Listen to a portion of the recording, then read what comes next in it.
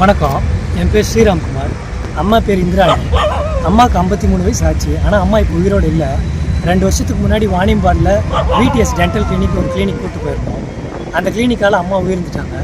அம்மா மட்டும் இல்லாமல் அந்த கிளினிக்கு போன 10 பேருக்கு மேலே பாதிக்கப்பட்டு 8 பேர் உயிர்ந்துட்டாங்க, எங்கள் அம்மா உட்பட. 2 பேரோட நிலைமை என்னன்னு தெரியல, அவங்க வீட்டில் என்னென்ன பிரச்சனைன்னு தெரியல. அவங்க ஆனால் இப்போ உயிரோடு இல்லை. இது சம்மந்தமாக நான் கலெக்டர் ஆஃபீஸ்லேயும் டிஎஸ்பி ஆஃபீஸ்லையும் எஸ்பி ஆஃபீஸ்லையும் கொடுத்த மனுக்கள் 2 வருஷமாக நான் போராடி தெரிஞ்ச மனுக்கள் இன்றைக்கும் நான் கையில் வச்சுருக்கிறேன். இன்றைக்கி எனக்கு நீதி கிடைக்கிற விதமாக 2 வருஷம் கழித்து நீதி கிடைக்கிற விதமாக 29/5/2025 இன்றைக்கி அந்த டாக்டரால் தான் இந்த உயிர்கள்லாம் போச்சுன்னு சொல்லிட்டு இன்றைக்கி மெடிக்கல் கவுன்சிலும் சிஎம்சி டாக்டர்ஸும் அனௌன்ஸ் பண்ணிகிட்ருக்குறாங்க.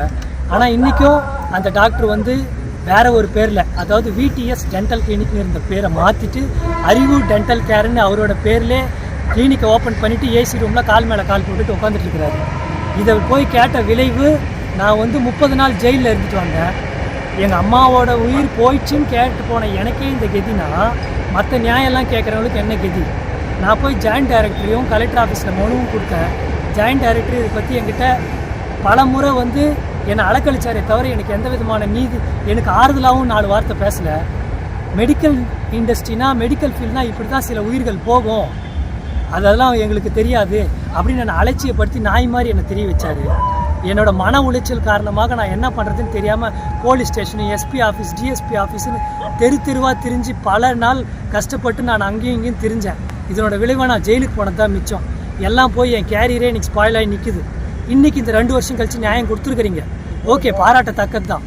இந்த நியாயம் வந்தாலும் அந்த டாக்டர் இன்றைக்கும் கிளினிக் திறந்து வச்சுட்டு தான் இருக்கிறாரு. அவருக்கு சீக்கிரமாக உண்டான நீதியை வழங்கி தயவு செஞ்சு எங்கள் அம்மா உயிர் போன மாதிரி வேறு எந்த உயிரும் போகாத மாதிரி சீக்கிரமாக அவருக்கு ஒரு நீதி வழங்கணும்னு மெடிக்கல் கவுன்சிலர் கையெழுத்து கும்பிட்டு கேட்டுக்கிறேன். அந்த அறிவரசன்ற டாக்டருக்கு ஒரு ரெக்வஸ்ட் பண்ணுறேன், உங்களுக்கு தொழில் தெரியலன்னா தயவு செஞ்சு வேறு தொழில் போயிடுங்க. நீங்கள் டாக்டர் தொழில் பண்ணுறதுனால உயிர்கள் தான் பறிப்போகுது, மற்ற தொழிலில் பணம் பறிப்போகுது. ஆனால் இந்த தொழிலில் உயிரே பறிப்போகுது. உயிரை விட்டு இருக்க முடியாது, ஒருத்தர் விட்டு இருக்க முடியாது. தயவு செஞ்சு புரிஞ்சுக்கோங்க.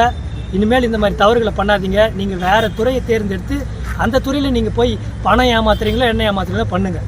மருத்துவத்துறையை விட்டுருங்க. ஏன்னா மருத்துவத்துறையில் நீங்கள் அலட்சியமாக இருந்தால் ஒரு உயிரே பறிப்போகுது. அந்த உயிர் பறிப்போகிறதுனால ஒருத்தர் பாதிக்கப்பட்டால் பரவாயில்ல, அந்த குடும்பம், அந்த வம்சாவளியே பாதிக்கப்படுது.